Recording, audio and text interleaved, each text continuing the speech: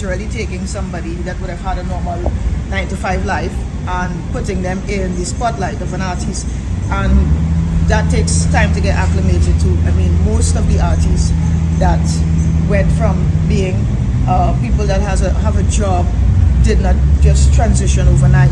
It's a process. So we would start with initially like two events, 2 tours.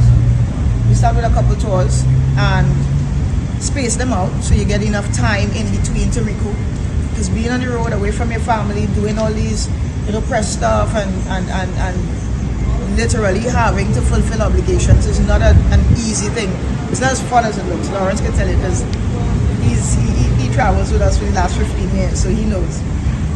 So we want to make sure that the person that wins the competition is exposed to being an artist. So if they so chooses to make that an actual career, they have enough information, enough experience, they've actually been on the road, they've seen what it's like, they understand what it feels like to be away from your family for like 2 days, 3 days in another country, doing work. And if it's something that they genuinely feel they can handle, then I'm sure the team would then say, okay, fine, now we can take the next step of introducing you to more producers, more songwriters, and whatever else you may need in order to make your career an actual career and take it forward. Something that's very, very powerful, because I strongly believe something like this has the potential to have a ripple effect across the Caribbean. I do not think this product will be limited to just Barbados. I'm seeing where this could be a template for other countries now to look at expanding their competitions and not having it be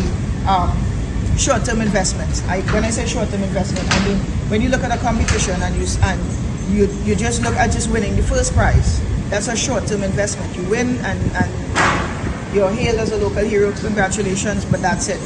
A long-term investment is when you create the opportunity for that particular win to be manufactured into something bigger, meaning the person can now decide that, you know what, I want to be an artist, I want to actually branch off into some sort of arm of the music industry, and now they can use the accreditation that the competition affords them, and the fame that the competition affords them, and the networking platform that the competition affords them to then go out now and actually pursue a career. Before, most of the artists had to either jumpstart a career for themselves. They didn't know anybody to network with, and make it worse, we did it in an age where there were no social media, so you had to rely on the newspaper to find you interesting enough to tell the public that you exist. But now with social media, even though there are a ton of people that find you interesting, you still need that. You need legitimacy. You need to actually give your fans something. So when you wow them on stage with a song, we want you to wow them in real life with you by giving them material that's from you, so your fan base now could continue. And then that now solidifies the stance that they just put into making the competition something more than just let's crown a winner and then we look forward to next year. It means now they are going to have a vested interest in the winner for an entire year. So they're not just competition, thank you, clap, everybody go home.